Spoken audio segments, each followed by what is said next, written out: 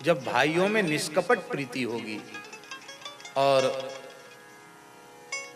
माताओं को यह पता चल जाएगा, परिवार की स्त्रियों को, कि इनमें परस्पर इतना अधिक प्रेम है कि इसको बिगाड़ना संभव नहीं है, तो उनकी थोड़ी बहुत प्रतिकूलता भी होगी, वो धीरे धीरे समझ जाएंगी, क्योंकि उनका मन अत्यंत भावना प्रधान, विचार प्रधान, भाव प्रधान होता है।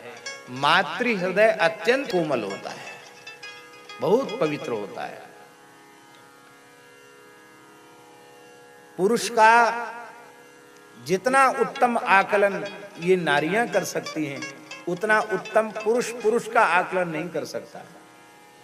ऐसी सामर्थ्य भगवान ने इन्हें दी है।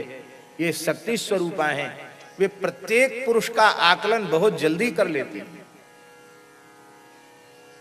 हमारे कहने का प्रयोजन यह है कि पुरुष वर्ग मातृ पितृ भक्त, अपने बड़े भाई के प्रति पिता के समान आदर भाव रखने वाला, अपने छोटे भाइयों के प्रति पुत्र के समान प्रेम रखने वाला, जो जितेंद्रिय संयमी सदाचारी पुरुष है, ऐसे पुरुष के दिव्य गुण जब इन माताओं की समझ में आ जाते हैं तो इनके अपने आग्रह दुराग्रह फिर समाप्त हो जाते हैं। समर्पित भाव से इनके जैसी सेवा करने वाला भी और कोई दूसरा नहीं है,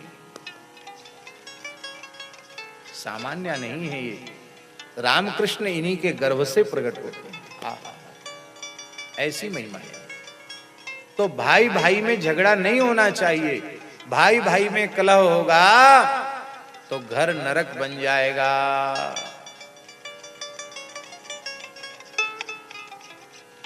भगवान श्री राम रावण वध के पश्चात जब अयोध्या पधारे और भगवान श्री राम का भरत जी का जब मिलन हुआ,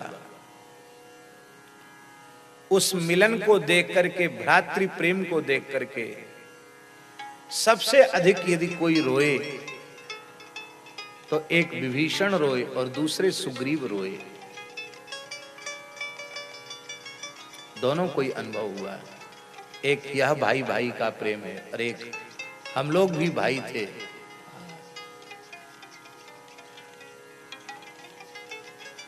तो इन प्रचेताओं का जो स्मरण करता है वो जीव, उसके भाई भाई में कलह नहीं होता।